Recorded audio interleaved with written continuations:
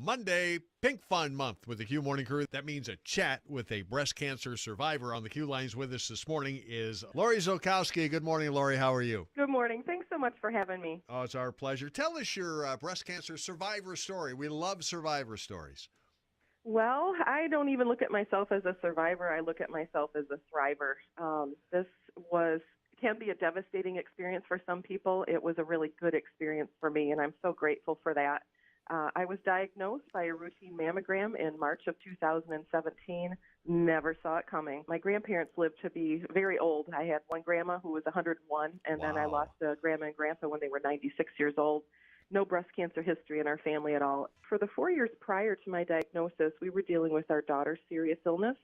And so I was really busy taking care of her and not taking care of me. So I went in for my routine mammogram, didn't think anything of it. And the next day I was standing in line at IKEA with a friend, and I got a phone call that said, something looks weird. We need you to come back in. And so my friend had had the same experience and said, it's probably nothing. And so that's exactly what I believed as well. And so went back in for the ultrasound, and I had not said anything to anybody other than her. I hadn't told my husband. Went back in for the ultrasound. Nope, definitely something there. You got to come back for a needle biopsy. So I was like, nah, it's nothing. I'm not saying anything to anybody. And went back in for the needle biopsy with my doctor, Dr. Terry Stull, who is amazing. She is. And she's just fabulous. And so during that procedure, she said, if this comes back that it's not cancer, I'm going to biopsy it again because I'm fairly certain it is. And that's kind of when it hit home, like, okay, this is real, and maybe I should now tell my husband. Oh. Came home and told my husband, and I really was worried about telling our daughter because she had been going through some serious health concerns herself, and so that was a tough phone call to make. She lives in Grand Rapids and not locally.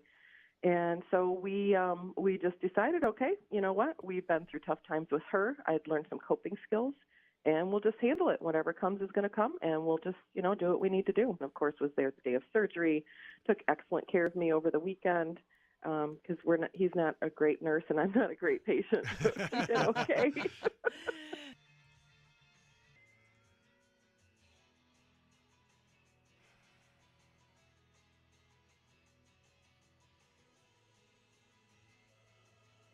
Back on the Q lines, Lori Zolkowski. She's our breast cancer survivor, or as she calls herself, Driver. You're a college professor.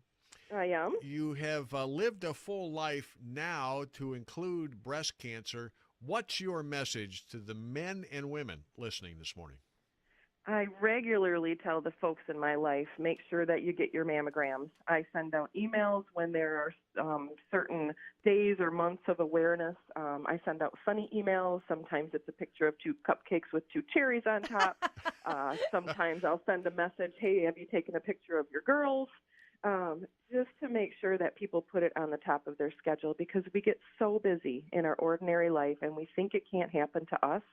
And early detection is extremely important. I just consider myself so lucky that I had that inkling to get in. And I had my mammogram in February.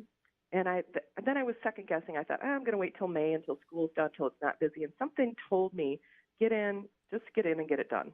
And I'm so thankful that I listened to that still small voice. It's that little voice. Well, Lori, thank you so much for your time this morning.